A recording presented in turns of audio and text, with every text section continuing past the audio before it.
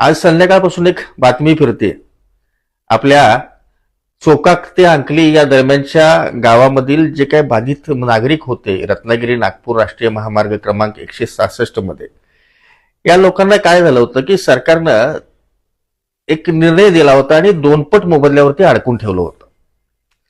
आपले नेते आदरणीय राजू शेट्टी साहेबांच्या निर्देशानुसार आणि त्यांच्या आदेशानुसार आपल्या लक्षात आलं की आपल्याला मिळणारा नुकसान भरपाई ही फक्त रक्कम 2 पटच आहे. आणि ज्यावेळेस त्यांनी लक्षात आणून दिली त्यानंतर सगळीकडे कुजबूज चालू झाली. आपलं संघटन बनलं आणि राष्ट्रीय महामार्ग अन्याय निवारण कृती समितीची स्थापना आपल्या सगळ्या लोकांनी आपण मिळून केली आणि त्याच्या माध्यमातून आपण सातत्यानं 2 वर्ष लढाई दिला. आणि हा लढा देत असताना मग प्रसंगी अविनाश कोडोले सारखा निमशिरगावचा एक तरुण शेतकरी अगदी अंगावर डिझेल ओतून घेण्यापर्यंतच्या मानसिकतेपर्यंत पोहोचला होता. आमचा विजय पाटोळे नावाचा अतिग्र्यातला तरुण व्यापारी उद्योजक अगदी भूमी अभिलेखच्या कार्यालयासमोर फाशी घ्यायला निघाला होता.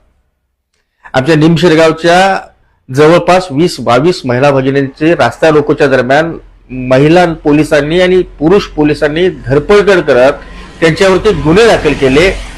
खोट्या गुन्ह्यामध्ये अडकवायचा प्रयत्न देखील त्या महिला भगिनींच्याकडे झाला. दरम्यानच्या काळामध्ये माझं 5 दिवसाचं स्वतःचं वैयक्तिक उपोषणाचा प्रयोग झाला आणि उपोषणाचा प्रयोग घडल्यानंतर शासनाला जाग आली.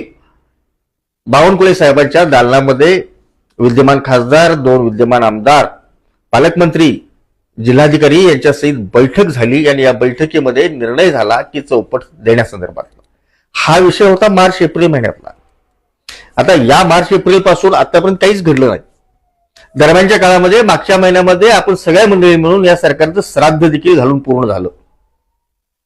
आता हा श्राद्ध घातले म्हटल्यावर कदाचित त्याच्या थोड्याफार वेदना आल्या असतील आणि आमची भूमिका तिथे कळली असेल.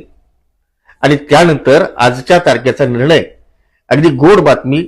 अजून जी आर आपल्या अद्यापपर्यंत आलेला नाही, परंतु शिरोळ तालुक्याचे विद्यमान आमदार राजेंद्र पाटील यड्रावकर साहेबांनी दिलेल्या स्टेटमेंटनुसार आपण त्याला थोडीशी पुष्टी जोडू आणि तो निर्णय झालाय अशा पद्धतीची जर चर्चाच करायची झाली तर निश्चितपणानं या सर्व लोकप्रतिनिधींचं देखील मी या ठिकाणी आभार मानेन, त्याला धन्यवाद देईन.